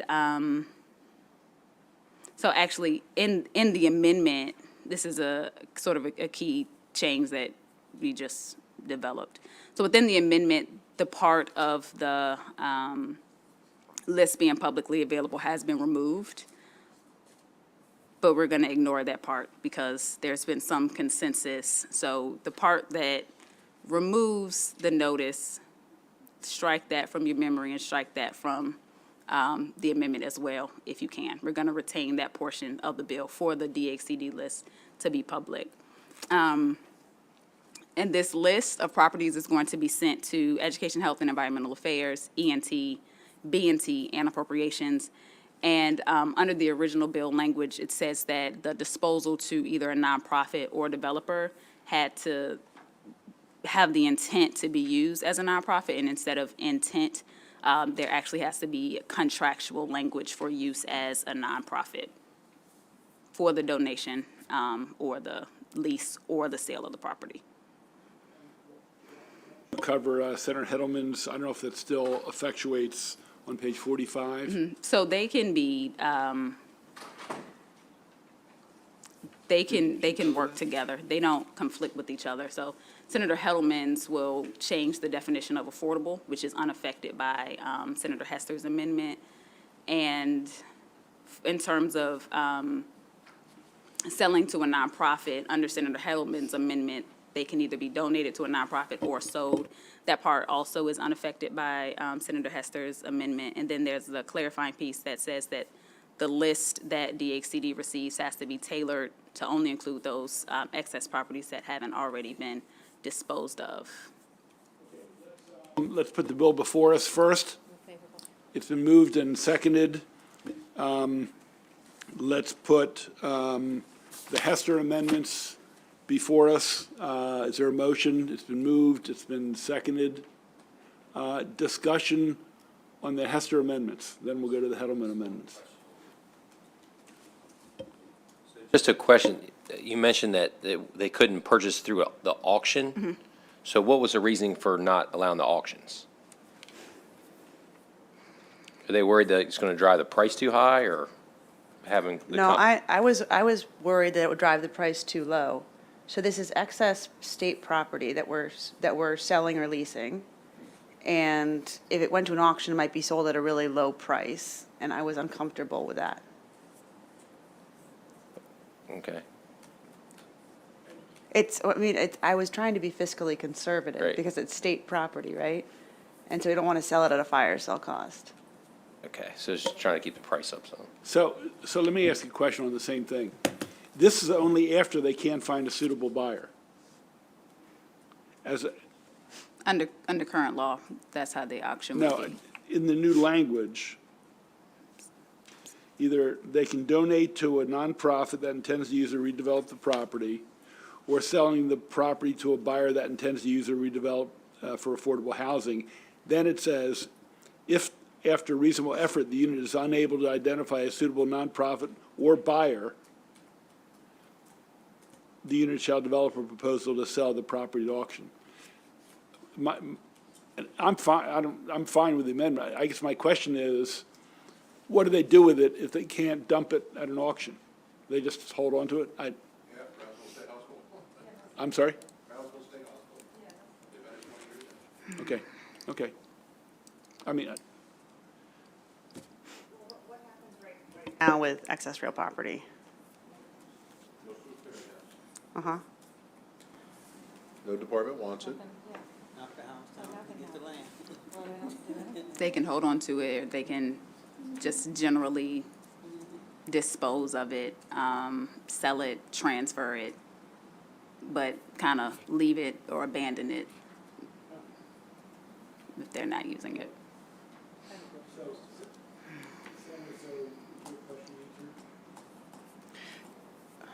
They're taking out auction and will remain with the state until they figure out something else to do it. It's my reading. My broader concern with this bill is that it's putting in all these, it's setting up things, and we don't know what the property is yet. And so, had Crownsville gone up for auction, it could have, it might not have the happy ending that we're hoping it's going to have this year. I mean, I think it's important that we look at the list first of the companies that come through, and then make these decisions. And I was afraid that this was going to lead to a fire sale, price reduction. I don't know.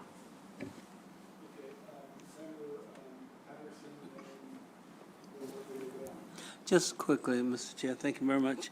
I guess I'm still a little bit confused on sold versus donate. If somebody can get property being donated, why you want to buy it?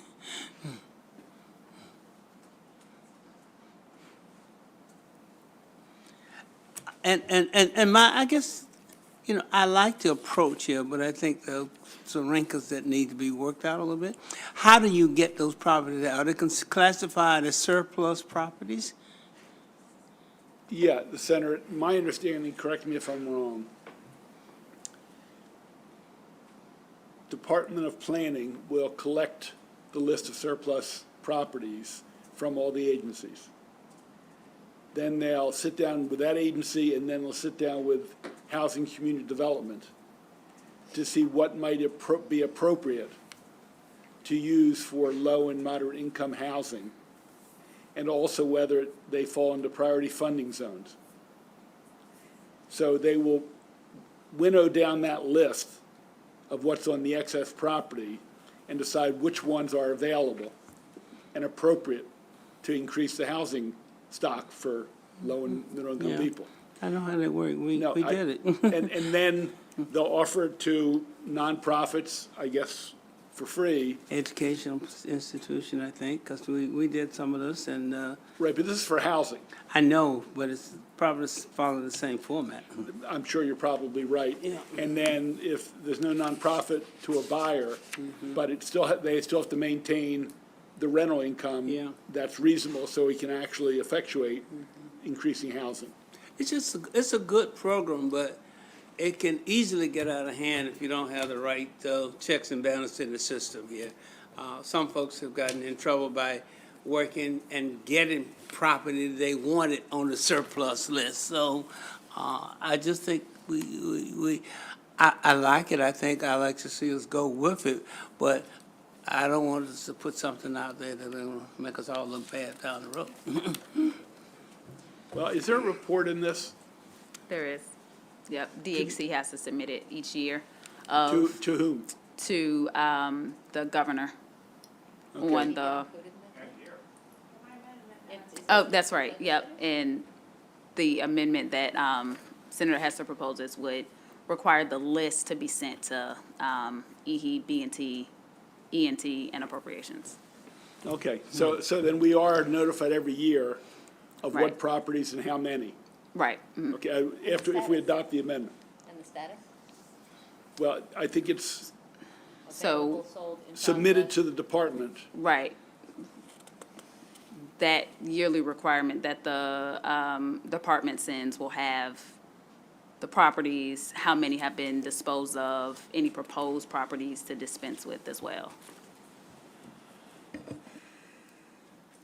Do you want To clarify, Senator Patterson, this isn't my bill. I offered an amendment because I shared some of your concerns, but it's Senator Hendelman's bill.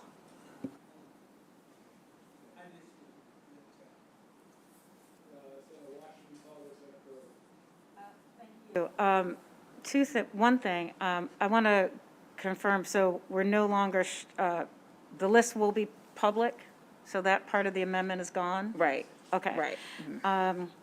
The other thing, I think on the portion of your amendment that talks about auction and removing that, and the issue of affordable housing, we don't have a lot. So, I chair the Joint Committee on Ending Homelessness, and we had a lot of developers, as you know, talk to us. And part of their ability to, particularly if we want to get private investors, if the cost is low, then it makes it easier for them to build affordable housing. If the price is really high, then it's less of a motivation or ability to get financing, et cetera, to be able to create the housing. So the other point is that this is property that's just sitting, doing nothing, and if there's no way to dispose of it except at auction, it'll just continue to sit there where the state could use it through having someone else purchase it to help address our lack of affordable housing. So I wondered if you'd be willing to withdraw that part or to reconsider, allowing it to go to auction.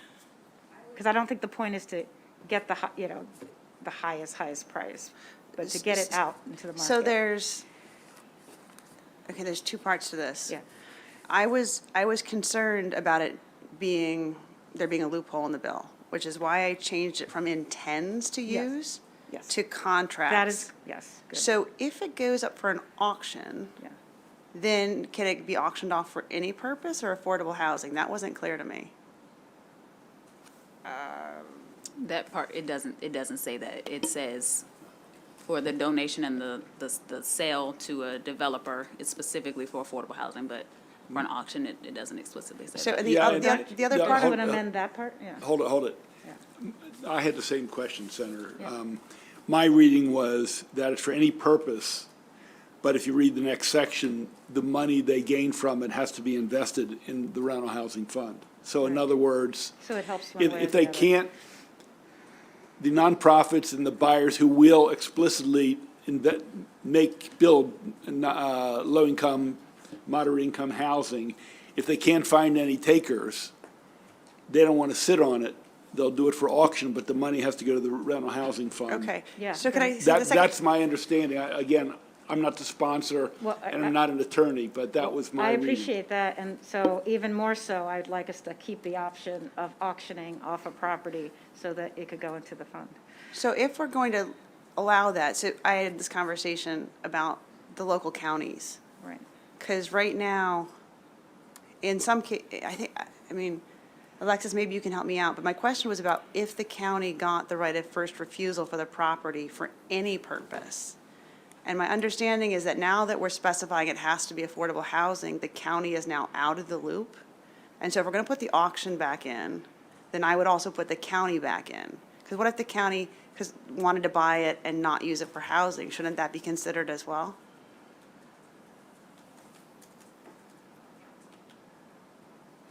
Whose property is this anyway? It's the state's property.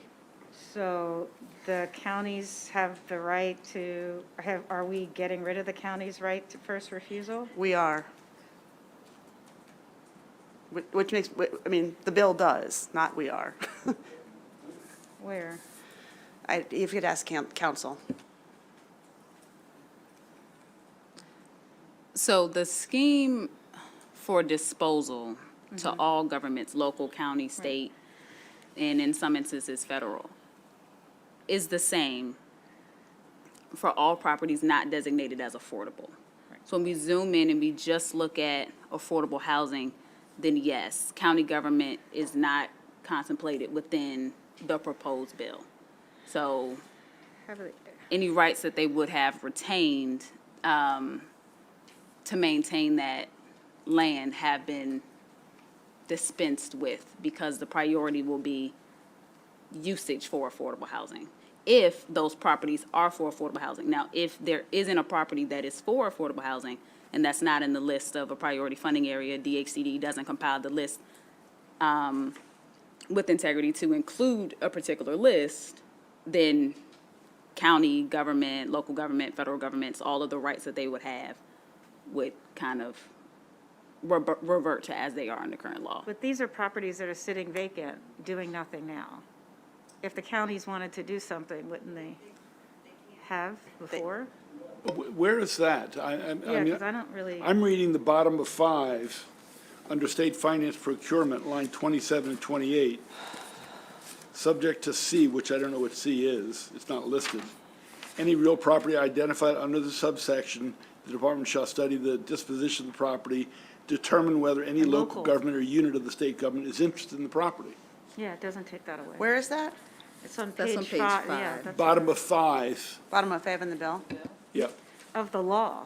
That's, That's the remember, we have cur- to read the whole law. That's the current law, and I think that's the practice. I'm, Yeah. That's the current practice, and we're changing the current practice is my understanding. No, it's not changed. This is still there in the law. it's not bracketed out. It's not bold, it's not bracketed, it's existing law. And unless you change the existing law, there's no superseding of that existing law. I'm sorry, what line on page 5? 24 to 28, the bottom of 5.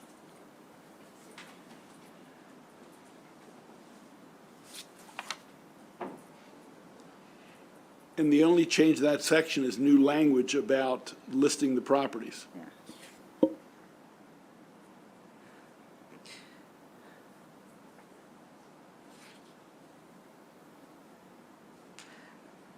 I mean, I'm confused because I asked this exact question 3 hours ago, and I was given a different answer. Well, I don't know who it was, but not what So- the law says.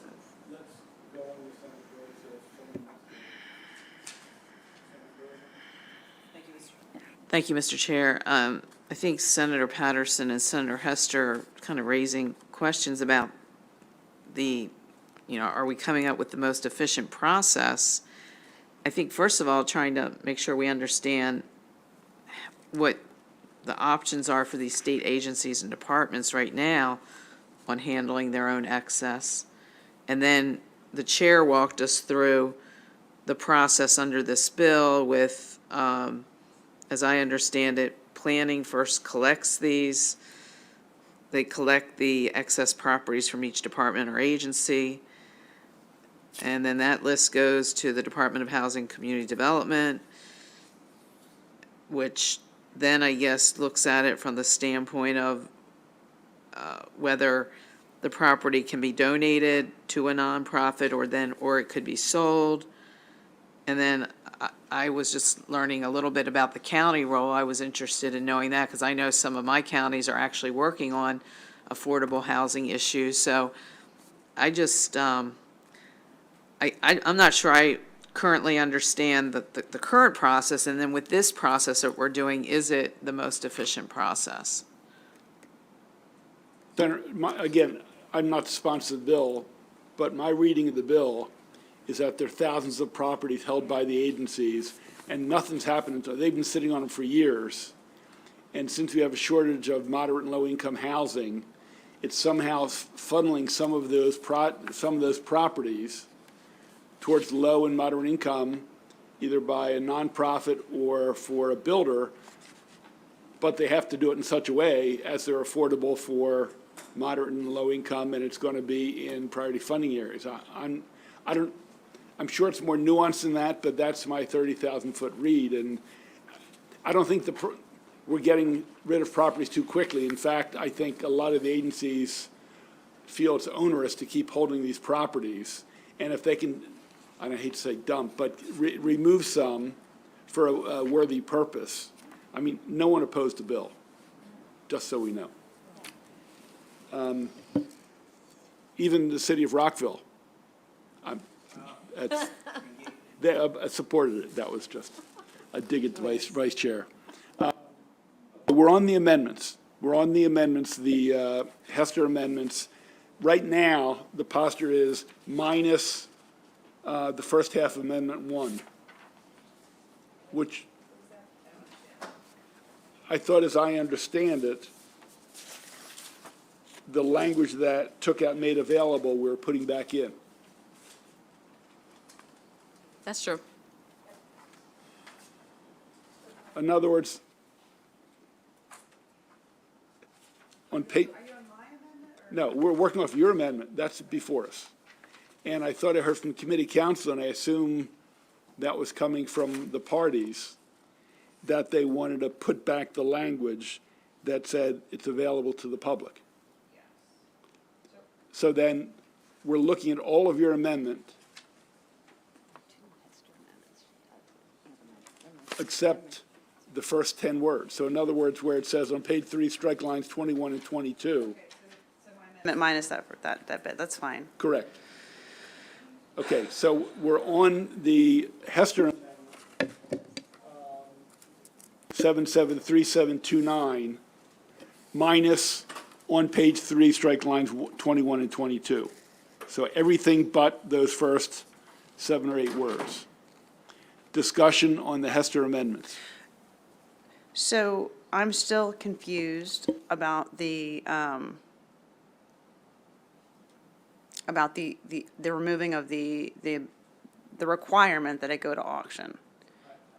I was structurally just going to adopt yours, and then if there's an amendment to remove it, I don't want to make it, I don't know. Okay, so let's do that. But part of my question about the auction is still understanding where in the bill the counties get the refusal. I'd like to hear counsel explain what she tried, again, what's going on. Okay. So move my amendment without on page 3, strike lines 21 and 22. Yes, so Senator Washington, if you want to put back in the auction, we'll take that as a separate motion. So we're going to, Okay, so any objection to the Hester Amendment minus the striking on page 3, lines 21 and 22? Yes. Okay, seeing no objection, the Hester Amendment minus that is adopted. Now, let's, I'm going to get back to your point. The Hedelman Amendment on 45,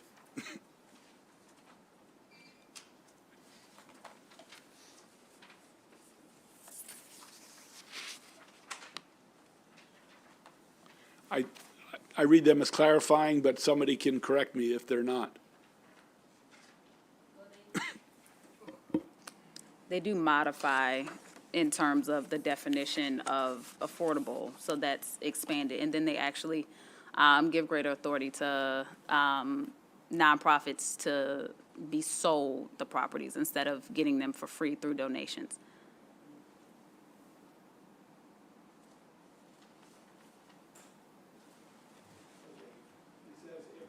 Donating or selling. Right, So it leaves the option open. right. That's two options. Under the bill, it was just donate. So it allows them to get a greater profit through selling them. Okay. Any debate on the Hedelman Amendment? Senator Washington? Okay. Any objection to the Hedelman Amendment? That's adopted.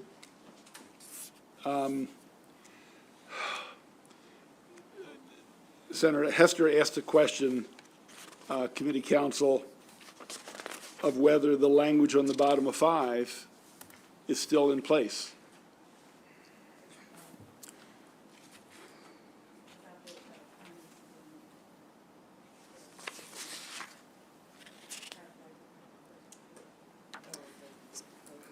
So, yes, the state governments are the entities that will be selling the property, right? It'll be from units of state government to nonprofit, private developers. So within that process, planning has to study the disposition, Board of Public Works has to approve of it, and this current language is retained that says that local governments, the locals, well, the Department of Planning has to determine whether the locals are interested in that property. Right. And then from the list, after the locals kind of contribute, after DGS approves the list, then that final list is the list that's used for affordable housing.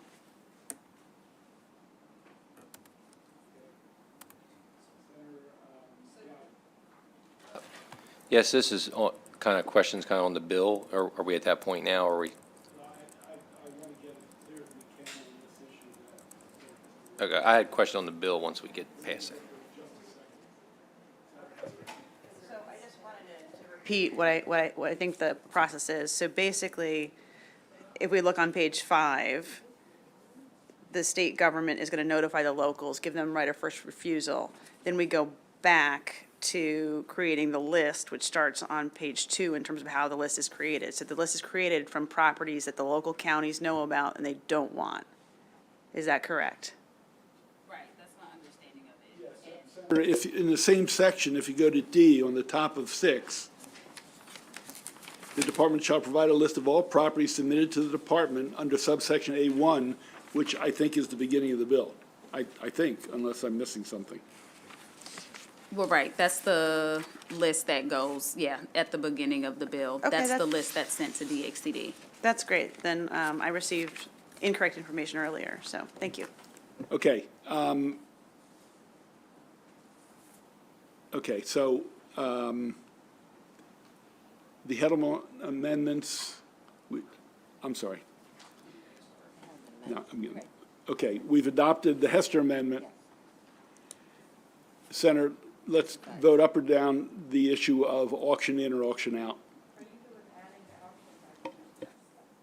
Okay, then we are putting the auction language back in. Any objection to that? Seeing none, it's adopted. The bill as amended is before us. Senator Gallion has a question. Sure, kind of looking at this more of a higher level. We've had a lot of talks this session about the need for parks, playgrounds, open spaces, basketball courts, a lot of different things like that, which I agree with. So in this bill, is it more targeted to like redevelopment where there's already an old building, or is it looking more for like different open spaces in these areas where possibly the cost will be lower, I guess, to build in a space that hasn't been developed before? I just worry about unintended consequence of maybe losing opportunity for the citizens that are already in the area to have maybe a playground or a basketball court or a little park or something like that. So I'm just trying to get this all clear in my mind here.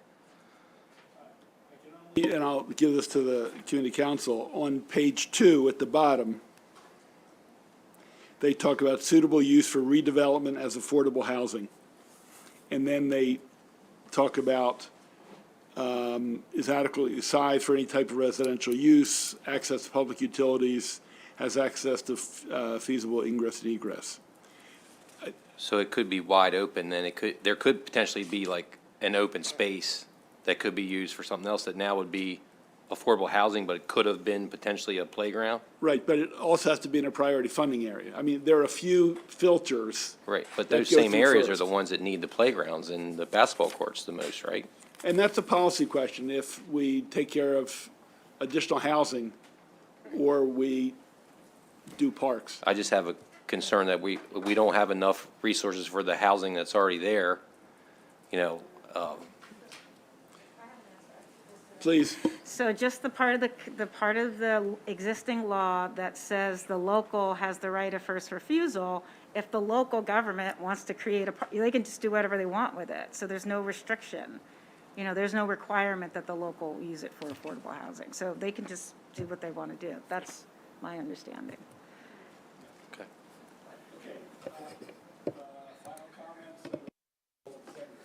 Thank you. Senator Washington, I appreciate all your work on this.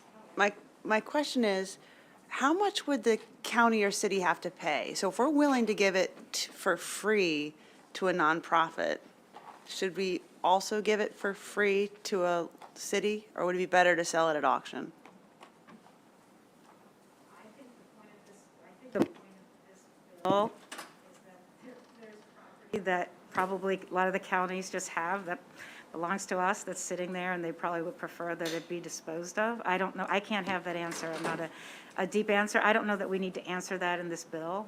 So I think this bill does a lot. It's going to move the needle. And if, we want to set some guidelines, you could probably do it in regulation with the agency. I don't think we have to put it in code.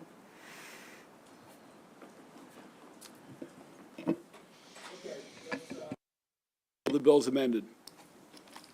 Senator Kagan? Aye. Senator Kagan, yes. Senator Hester? Senator Hester, yes. Senator Ellis? Yes. Senator Ellis, yes. Senator Gallion? Yes. Senator Gallion, yes. Senator Carozza?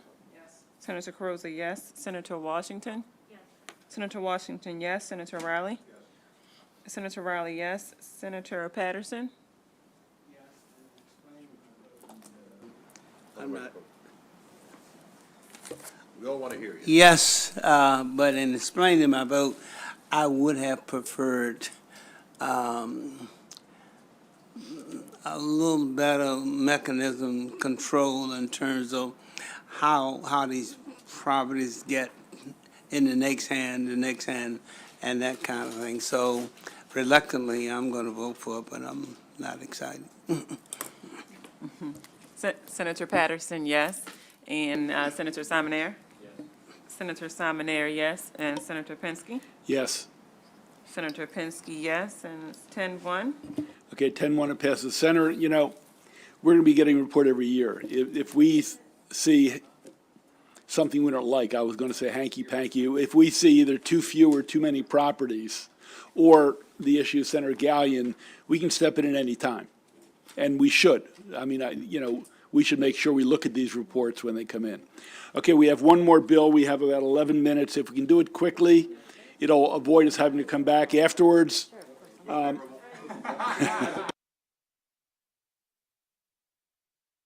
We put it before us, student athletics requirements, and, is that the right one? Yes. Public schools, student athletics, requirements and reports, Elijah Gorman Act. Well, we asked a couple of our colleagues to come up with some amendments. Right. So the Senators Kagan, Riley, and Lamb took a look at some House amendments. And what these did, if you recall, that the bill did require middle and high schools to adopt a venue-specific action plan for all athletic facilities and provide for the contents of the plan and some reporting requirements.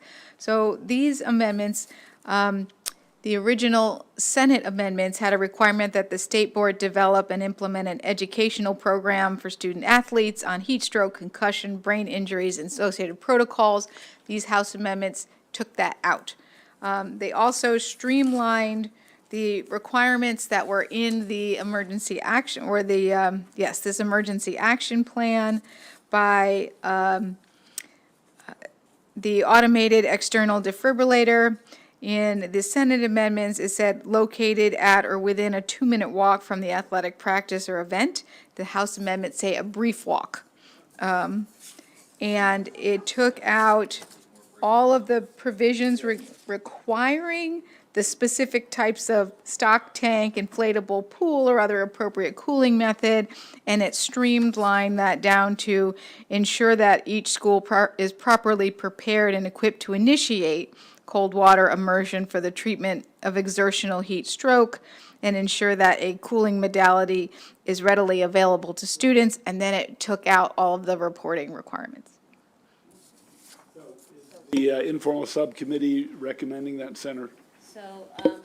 So we all thought that deferring to the House and making it simpler, streamlined, it was the great verb that Ms. Goodman chose, is a good way to go, but we are going to offer a puny amendment. So I'm going to move the House amendments, but then I have another amendment. Any objection to the amendments as described by Ms. Goodman? Seeing none, those amendments are adopted. And Senator? The puny amendment, so you all reacted as I did when the word brief, I think brief can be 20 minutes, and while someone's having a heart attack, I don't think that's brief. The original Senate bill by Senator Hedelman said 2 minutes, so I'm offering a compromise of 3 minutes. Must be within a 3-minute walk, which seems brief, but defined brief. So that is my proposal for your consideration. Must be within a brisk 3-minute walk. Anybody object? Okay. The bill is amended. Anybody wish to be voted in the negative? Seeing not, that's 10-01. Hold 1 second. Hold. I misinterpreted this. This is Alice's amendment on that bill. So it does say that both the landowner and the hunter would be liable for damages on adjacent property. We rejected that. I know, but I misled the committee. Okay. Two things very quickly. Back on the hunting on private land, committee counsel said she might have misunderstood part of the amendment, even though it went down. She thinks it would have put liability on both the owner and the hunter. I'm not sure it would have changed the bill going down. That wasn't, I don't know if that was the intent of the sponsor. But full transparency, we don't want to say anybody's been misled. We've been dealing with that, so I'm going to revise it to make it really clear and maybe offer amendment on the floor. So I could talk to you about that to clarify. But again, Senator, the committee, whether it was misinformed or not, rejected the amendment, putting it on the landowner. Right. Okay. That was a misunderstanding. It wasn't really clear, and so We'll talk about it. if we could, yeah. Okay, we thanks. just wanted to put it before you leave. Look, the final thing I want to say, ladies and gentlemen, we've been together for 4 years, and I have to tell you, particularly in the last 2 or 3 days, but I would say this whole session, I think we have passed some fundamental legislation that's going to have major impact on our state. And a lot of those votes were cross and bipartisan.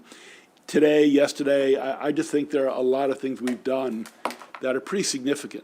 And I think people should not dismiss that a lot of the work we've done again, we are, we have a lot of topics and a lot of issues, but I think we've done some very significant things that are going to affect the state. So I want to thank you for that. And if we haven't heard the bells, we'll be hearing them soon. We will not be coming back afterwards.